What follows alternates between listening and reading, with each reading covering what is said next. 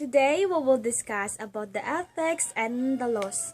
But before anything else, we must need to define these three different categories.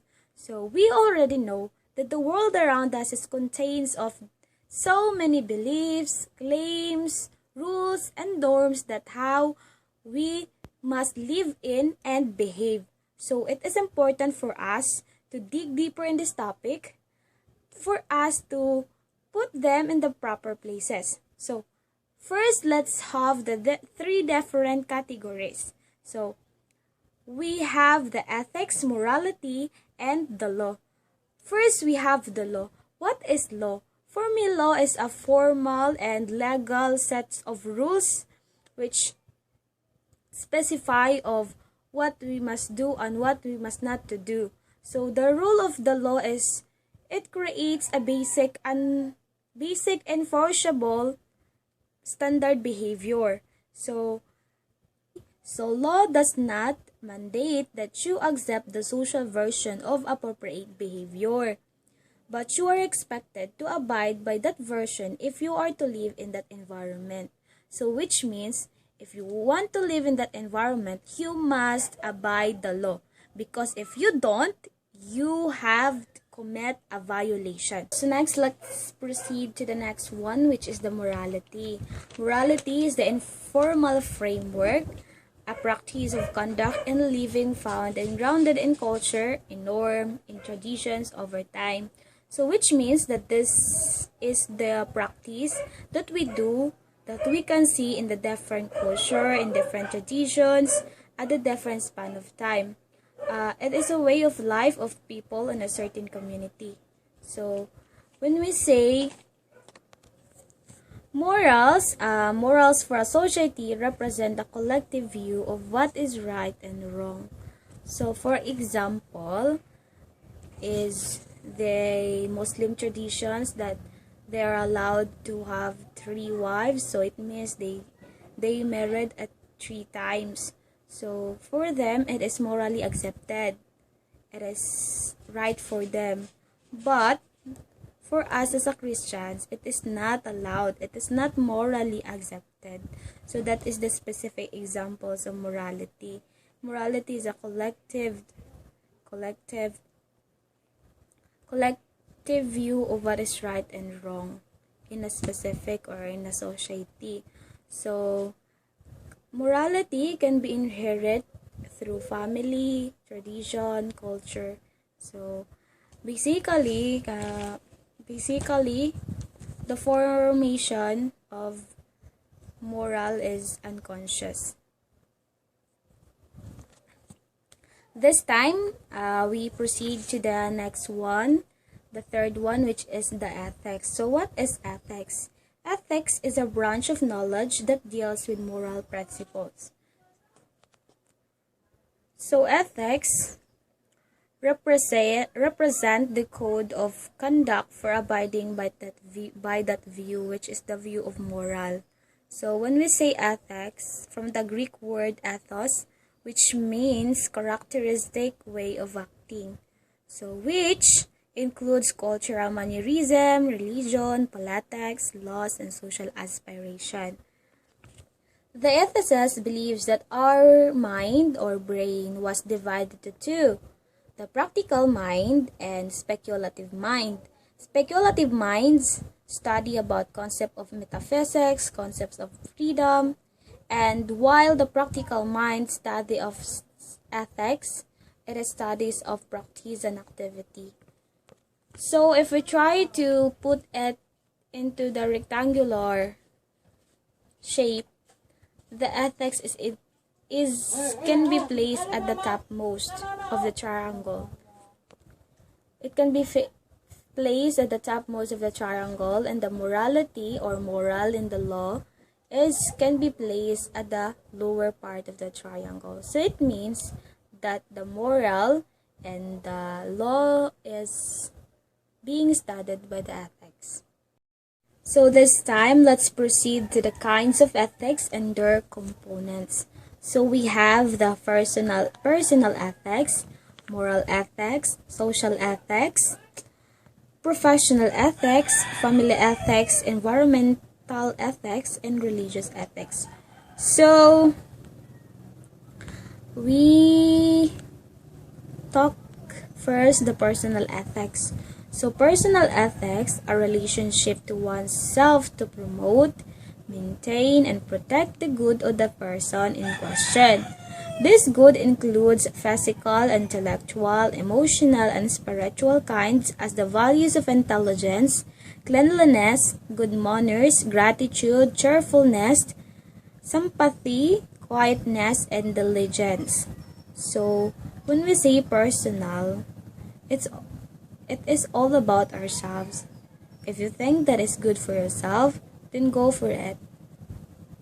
Don't hesitate to do that if you think that is good for yourself. Example for being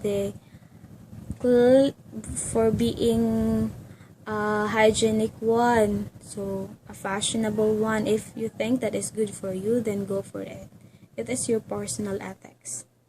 Then, so we have the moral ethics, which brings the promotions, advocacy, protections, pursuits, and performance of the essential good between persons as persons and between human being as such. The principles are reverence for life, tolerance, respect for human life, justice, responsibility, altruism, and trust.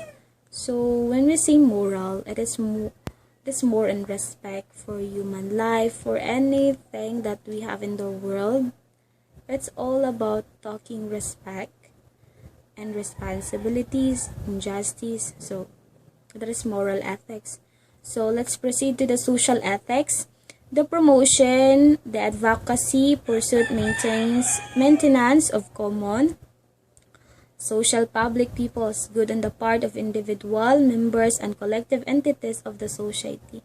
Principle of this is include peace and order, preservation, social justice, economic development, and social tolerance. So, example in this is for the society. So, of course, in the society, we have the common denominator or the goal or the vision, which is the peace for all who are living in that society.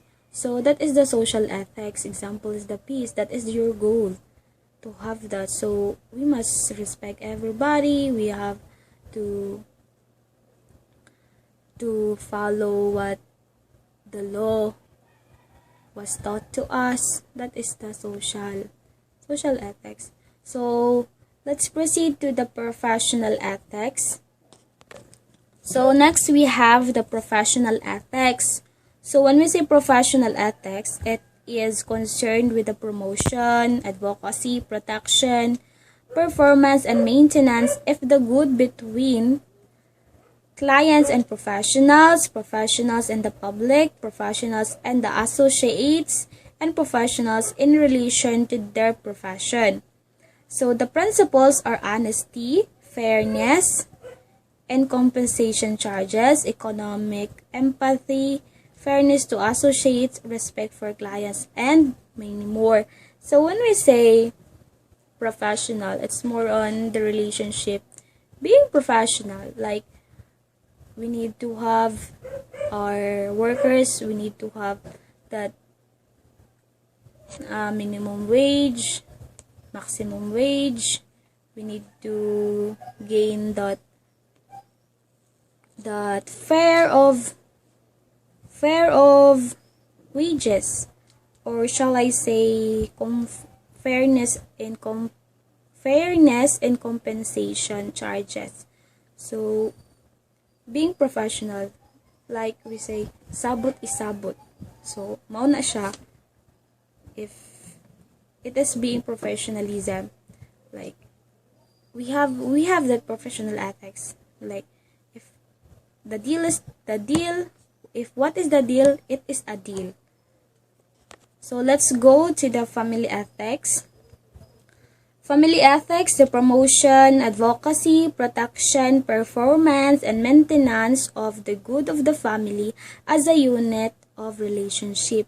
This consists of faithfulness, loyalty, cooperation, sacrifice, filial love, trust, responsibility, and unity.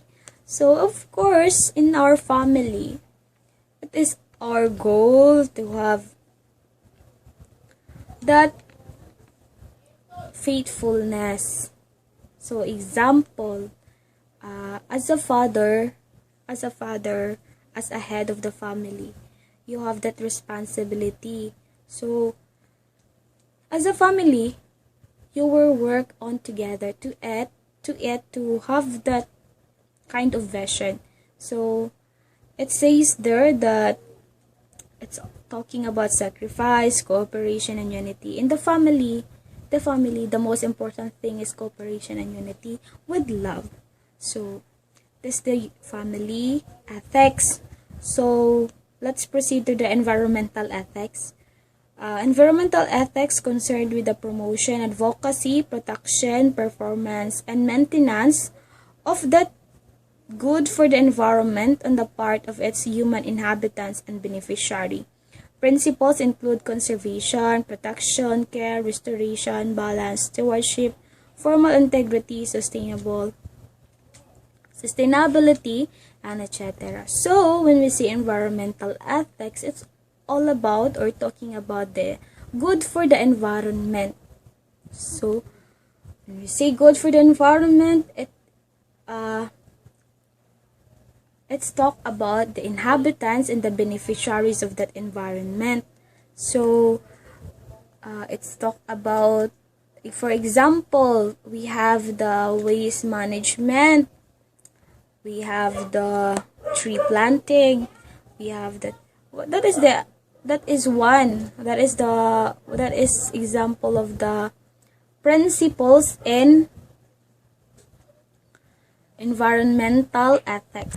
And the last one is the religious ethics, concerned with the promotion, advocacy, protection, performance, and maintenance of the good or a supreme being. Principles include faith, worship, thanksgiving, obedience, reverence, and piety. So, when we say religious, it's all about religious activities. It's talking about the principles of faith, the worship, that is the religious ethics.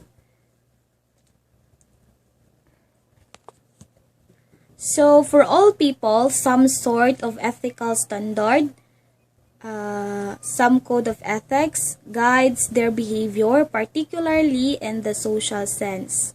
For teachers, this is an even more important matter because morals, ethics, and laws are prominent part of their work and their lives away from work every day.